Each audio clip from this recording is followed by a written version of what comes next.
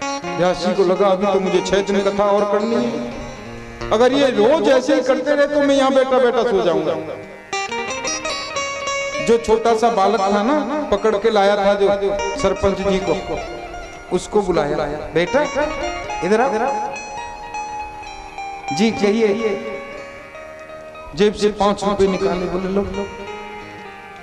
नहीं नहीं मैं नहीं लेता। अरे लेना बेटा, रख ले। नहीं चाहिए। अरे रख ले बेटा। बोले किस लिए दे रहे हो आप, ये तो बताओ। बोले देख दे, इनकी टॉफी खा लेना, लेकिन मेरा एक काम करना, कल जब तेरे बाबा सोने लगे ना तो जोर से छड़ी पकड़ के हिला देना, तो वो सोएंगे नहीं तो मेरी कथा पूरी हो जाएगी। बोले ठीक है। अगले दिन फिर कथा शुरू करी। महाराज फिर आए, सरपंच जी जैसे ही सोने लगे, बेटा ने, पोते ने छड़ी पकड़ के हिलाई, और जैसे झपके आए फिर हिला गया। व्यास जी बोले देखो 5 रुपए में कितनी ताकत, मेरी कथा ढंग से चल रही है। पूरे दिन कथा करी बड़े प्रेम से। दूसरे दिन, तीसरे दिन शाम को जाकर के बाबा ने डांट लगाई, क्यों भाई, मेरे को जब भी नींद आती तू मेरी छड़ी पकड़ के हिला देता है, सोने नहीं देता, क्यों? बोले मुझे 5 रुपए दिए थे ना व्यास जी ने, इसलिए।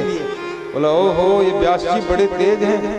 बाबा ने तुरंत 10 का नोट निकाल करके दिया। बोले सुन, ये रख ले 10 रुपए, और कल से मेरा नियम खराब मत करना।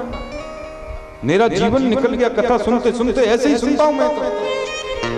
अब बुढ़ापे में नियम खुलवाएगा क्या? अब तो देखो अगले दिन व्यास जी के सामने आए, सरपंच जी सो गए। बार बार व्यास जी उस बच्चे की तरफ देखते हैं, 5 रुपए दिए कुछ करेगा। पूरी कथा निकल गई, बच्चे ने हिलाया नहीं छड़ी को। व्यास जी ने फिर बुलाया, क्या हुआ बेटा? बोले आपने दिए थे 5 हिलाने के लिए,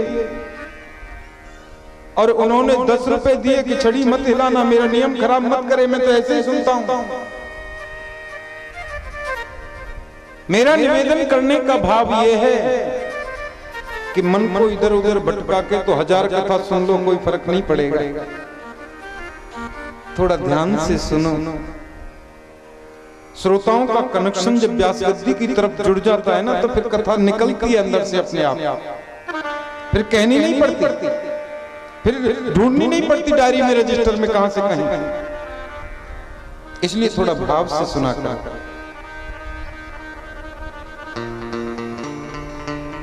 तो भगवान अन्यत्र ले गए 5 पांडवों को, और द्रौपदी के 5 पुत्र वहीं सोते रह गए।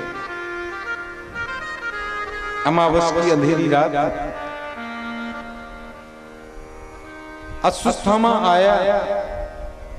एक तो जल्दी जल्दी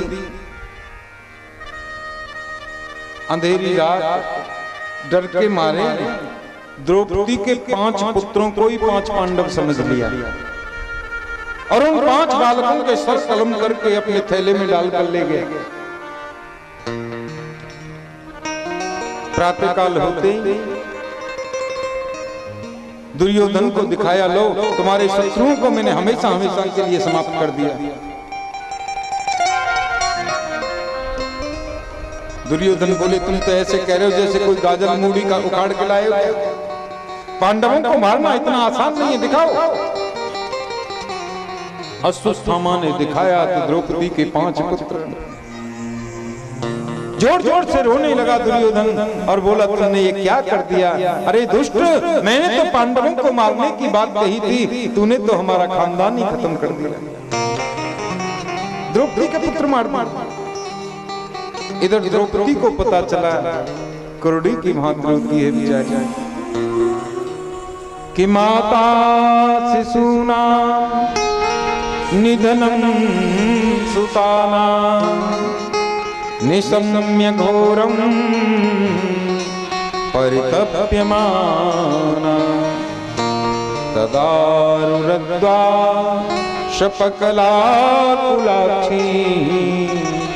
तां संतयन्ना किरीटमाली।